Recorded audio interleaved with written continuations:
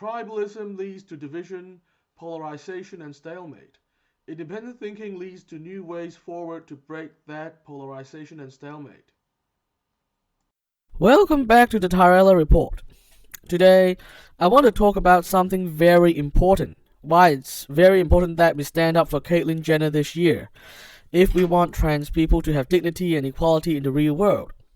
Now, I know this is a divisive topic, but please listen to my perspective with an open mind. Also, let me know in the comments if you agree with me, and if you agree with me and want more people to hear this perspective, please share this video around. Now, let me restate my argument. It's very important that we stand up for Caitlyn Jenner this year if we want to advance trans acceptance, dignity, and equality in the real world, or at least stop things from backsliding even further. Now, I'm not saying that you have to support Jenner or vote for her. Regarding the question of whether Governor Newsom has been doing a good job or whether Caitlyn Jenner should replace him, I don't currently have any opinion, and I don't think I will ever be well informed enough to have an opinion because I don't live in California and state races are generally focused on local issues.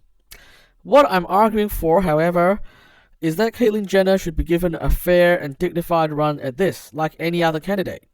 Jenner should be allowed to succeed or fail on her policies alone, just like any other candidate, with her trans status not coming into the equation at all.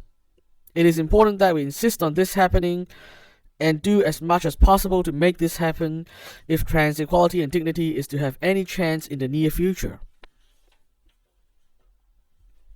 The socially conservative part of the right knows the stakes in this very well, and they are open about why they must oppose Jenner's run.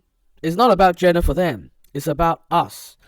By marginalizing Caitlyn, they get to marginalize us all.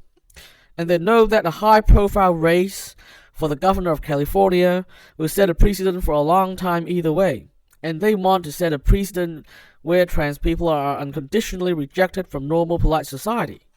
Make no mistake, if Jenner is not given dignity in her run this year, there will be serious implications and consequences for trans people in every part of life, from jobs to housing to just being taken seriously as a person.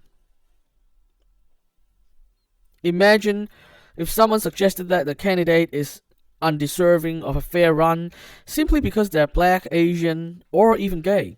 We are talking about the equivalent of this extreme level of bigotry, and they aren't even trying to hide it.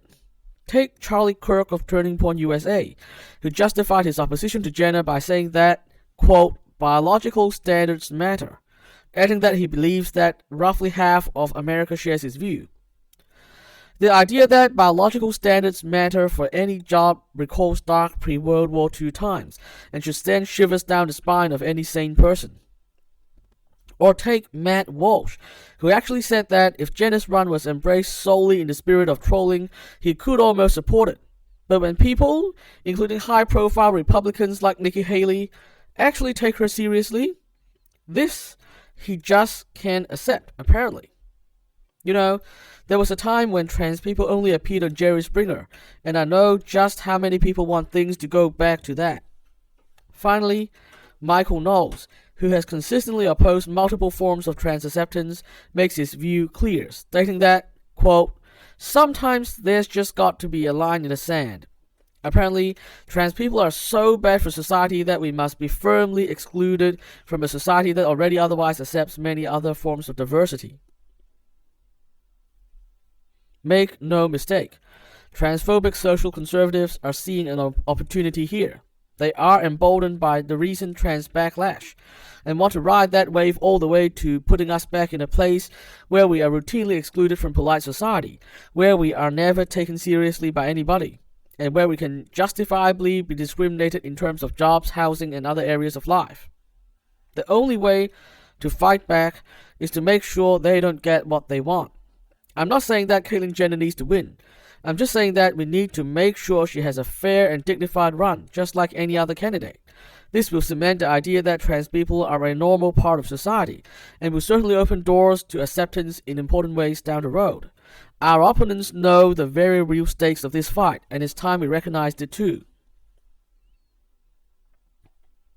Before we go, There's something else we need to talk about. The amount of left-leaning trans people who have taken to Twitter to proudly announce that they don't support Caitlyn Jenner despite being trans. I mean, you are free to not support her, regardless of your trans status.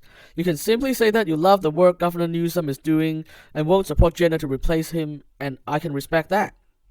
But I feel extremely uneasy over these statements, which clearly tie being opposed to Jenner with being trans. Firstly, it's really a more subtle form of transphobia, as if Jenner needs other trans people to approve of her before she can have a fair run at political office. As if because Jenner's politics don't align with the trans activist establishment, they feel like they have a right to sink her campaign before it even begins. You know, this is not equality. This is not equality at all. Neither Donald Trump nor Joe Biden require the approval of all other straight men to run for office. You know, many straight men dislike Trump and or Biden, but nobody felt they need to talk about it in that way, you know. But even more importantly, all this talk about trans people not supporting Jenner despite being trans is actually providing fuel for those who want her to not have a fair and dignified run. They are helping to make sure that Jenner's run is seen as part of the larger culture war over trans issues, which would very certainly prevent her from having a fair and dignified run.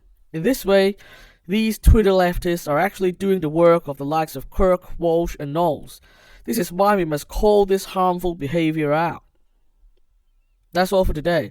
I'll be back next time to discuss another big idea. Subscribe if you want to follow my conversations with other thinkers across the cultural and political spectrum.